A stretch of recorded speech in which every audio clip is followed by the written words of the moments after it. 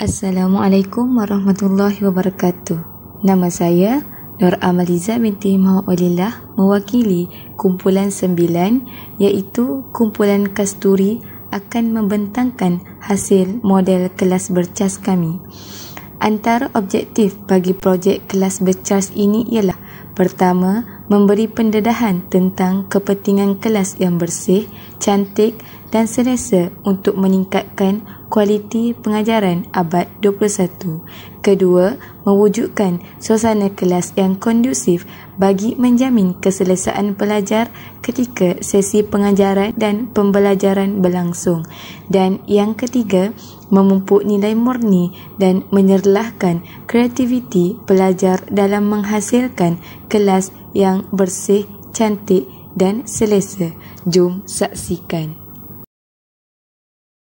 Pertama sekali, saya akan tunjukkan susun atur model kelas 2D yang telah kami lakarkan. Ini adalah susun atur model kelas 2D bercas kami. Melalui model kelas 2D, dapat kamu semua lihat susun atur yang telah kami buat untuk kelas abad 21. Antara susun atur yang telah kami tetapkan ialah kedudukan meja murid, meja guru, sudut bacaan, papan kenyataan depan dan belakang, sudut ICT dan lain-lain. Seterusnya, saya akan tunjukkan video susun atur model kelas 3D kami. Ini adalah video susun atur model kelas 3D kami. Saya akan terangkan serba sedikit berkaitan susun atur yang telah kumpulan kami buat. Pertama, saya akan terangkan berkaitan dengan susun atur kedudukan meja murid. Susunan meja murid adalah amat penting untuk suasana pembelajaran yang kondusif.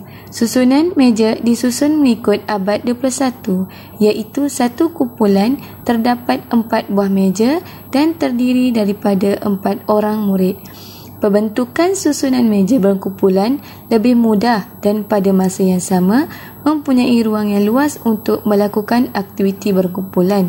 Susunan ini menggalakkan murid untuk berkomunikasi dan berkolaboratif sesama mereka. Ruang antara kumpulan meja memudahkan pergerakan guru untuk memantau keadaan pelajar di dalam kelas. Kedua, kedudukan meja guru.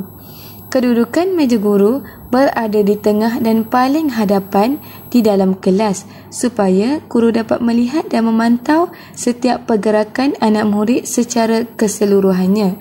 Meja guru juga lebih rendah dari papan putih agar murid-murid dapat melihat dengan jelas dan tidak terlindung dari meja guru.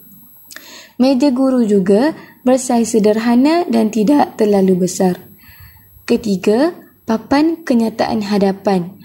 Papan kenyataan di dalam kelas perlu dipenuhi dengan bahan-bahan yang menarik dan dapat menarik perhatian murid.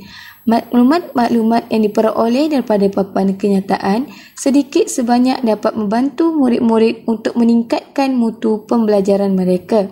Selain itu, dapat membantu menceriakan kelas dan menarik minat murid untuk membaca maklumat yang terkandung di dalam papan kenyataan. Seterusnya, melatih murid agar sentiasa peka dengan informasi yang terkini yang terdapat pada papan kenyataan melalui tarikan dekorasi yang akan dihasilkan. Antara kandungan yang perlu ada pada papan kenyataan ialah hal ehwal murid pada bahagian kiri papan kenyataan, iaitu seperti visi dan misi sekolah, jadual bertugas harian murid, jadual waktu kelas, senarai barang larangan, peraturan sistem demerit, senarai nama murid, pelan kedudukan murid dan senarai peralatan kelas.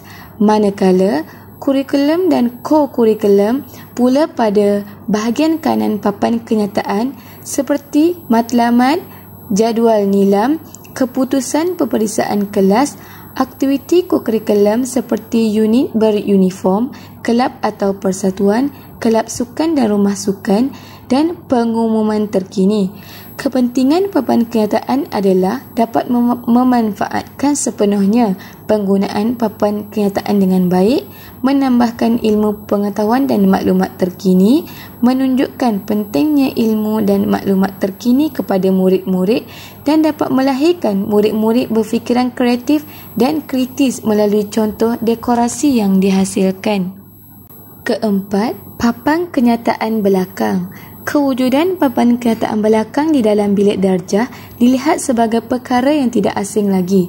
Sudut-sudut ini perlu dikemaskini dan diuruskan dengan baik supaya dapat memberikan impak yang positif dalam sesi pembelajaran murid bersesuaian dengan konsep kelas abad ke-21. Pelbagai info yang boleh dijadikan tarikan kepada murid melalui paparan dalam papan kenyataan. Kebiasaannya, papan kenyataan diagihkan kepada beberapa bahagian seperti sudut mata pelajaran, sudut info, sudut amalan harian dan sudut penghargaan. Ciri-ciri papan kenyataan yang baik ialah papan kenyataan perlu berada dalam keadaan baik untuk meningkatkan lagi penggunaannya. Papan kenyataan yang kurang menarik tidak akan menarik perhatian murid untuk membacanya sekaligus melemahkan penyampaiannya.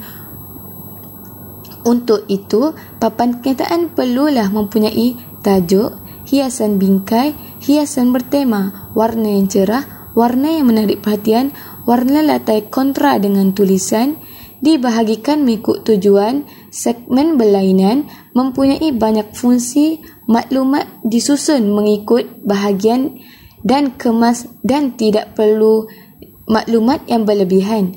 Tujuan dan kelebihan papan kenyataan adalah untuk medium penyampaian maklumat, medium penyebaran maklumat, penyumbang kepada keceriaan bertema, membantu proses pembelajaran, pengiktirafan atau penghargaan positif murid, pertukaran maklumat dan maklumat lebih kemas dan teratur.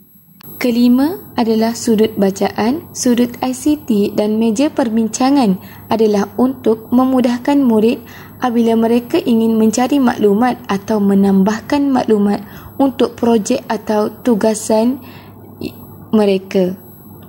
Sekian sahaja daripada saya. Terima kasih.